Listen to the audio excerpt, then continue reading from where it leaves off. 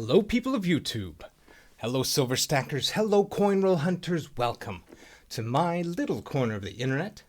This is Michael from Penny Haven, and first off, if you haven't yet, please hit that subscribe button, then give it a like, then come back over here and hit that bell icon so you know when my new videos come out. All right, so right now I have a couple of updates for you of things for some recent videos that I promised to follow up on. First off, the issue I had with mycoincrate.co. So I do a lot of eBay grab bag videos, or I have in the past. I need to do another one soon because it's been a while. But I decided to try one of the corporate options as a comparison from what you can expect out of a random bag on eBay and what you can expect from one of these crate style coin companies. So I thought that would be a good comparison. I ordered it. I have a whole video about it. You can go back and check it. Time went by. I contacted them. I was given the runaround, and then I was given the silent treatment for a long time. I did my non-review of the coins I did not get on here, and many people said, see about getting a refund through PayPal, which is what I used. And I did end up starting that process. And in the refund process, if you've ever done this, you write out all the details. I even put in screenshots of messages that were not being responded to in there. And they submit that information to the company and wait for a response. The company has the opportunity to respond and explain or say anything. They said nothing for the entire process. They did nothing except PayPal eventually, they said, okay, we'll do a refund. But no, I'm sorry, no explanation as to what had happened, just radio silence, and then a refund. Case closed. So, yeah.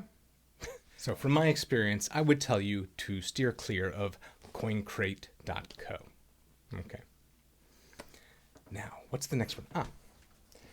So I've been getting a lot of sixpence recently, and on a recent video I got this isn't a sixpence, but this is an India quarter rupee, same size as a sixpence, and I got it in one of those M-bar coins lots that I've been getting recently. And it had some sort of adhesive on the front, and I showed that it was shiny and kind of an amber color. I figured it was some sort of adhesive, some sort of glue, something like that.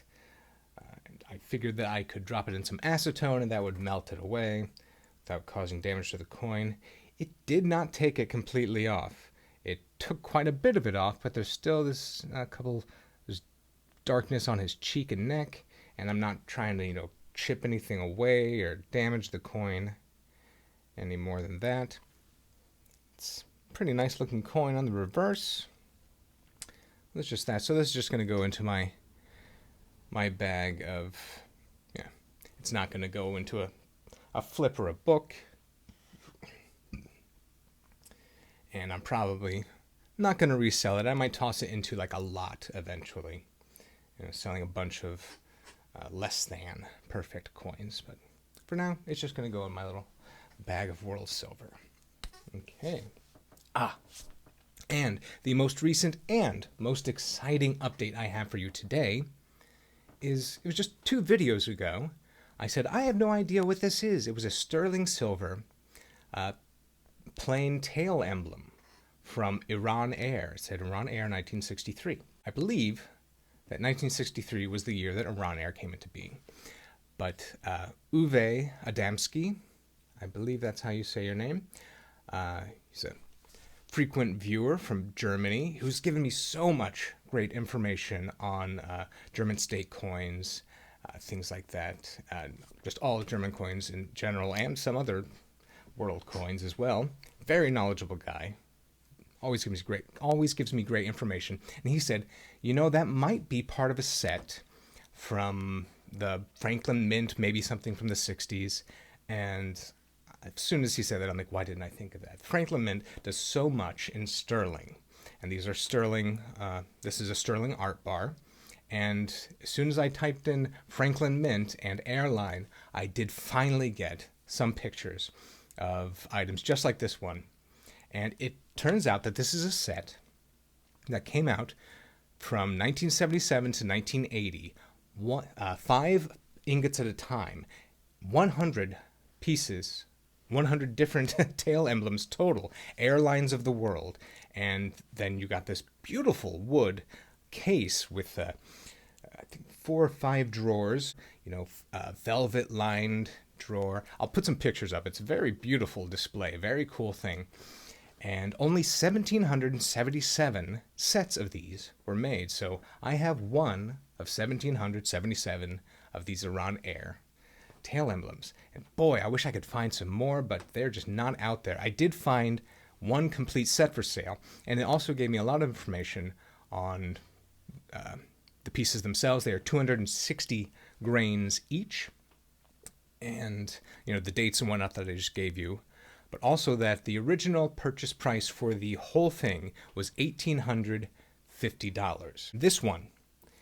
This one's for sale, complete with the wood case, beautiful velvet lined drawers, for $2,800 and $50 shipping. So that's a nice appreciation. So yeah, so if you go by simple division, that would value mine out at about $28. And yeah, I paid $15 for it, so I'm very happy with what I paid for that. And boy, I do wish I could get some more of these. Like, even without knowing the, increased value or the value of an entire set, which is going to add to it, I would buy these anytime I saw them if I could find a good price, because they're just a cool piece. And imagine all the airlines. There are 100 airlines on here. There's, going to be airlines at Braniff, which has been down since, I think, the 80s, TWA, yeah, all these classic airlines that are gone now. Very cool emblems and a very cool way to show them all off. Boy, I wonder who has these complete sets out there. I hope there's a lot of retired airline pilots that have these in their study. I'm picturing dark wood walls, leather chair at the big mahogany desk, and he's pulling the drawers out and reliving his glory days with a cigar and a brandy. Okay, I hope that's what it is. That's the image I have. Okay, so I'm just going to go ahead and toss a short quarter hunt on the end of this video. I hope you enjoyed this. It's a little different than what I normally do, but I was excited to share that information with you. Let's hunt some quarters.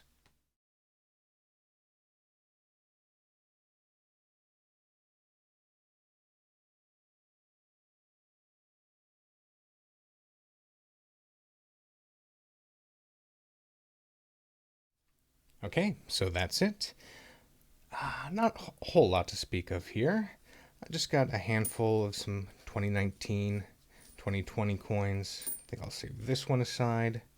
It's a very nice Weir Park from Denver. The rest of these will slide over. No W's. Then the second roll, I saw this dark, smooth edge. I'm like, ooh, what could I have there? And it turns out to be a New York quarter. Very dark, the flattened edge. And then halfway through the roll, another one. I couldn't even make out the year. I couldn't make out the year on this one. Yeah. I mean, it looks as much like 1832 as anything else. So maybe 1982. It is an eagle back here. And this one, the rim is raised even more. It's dark. It's the features are very worn down. It's got a raised rim, no ridge. So I would have said that maybe these were metal detecting finds just from the color, but the damage to the rims seems to be something else. So this is not my forte. Tell me what you think could have caused this damage.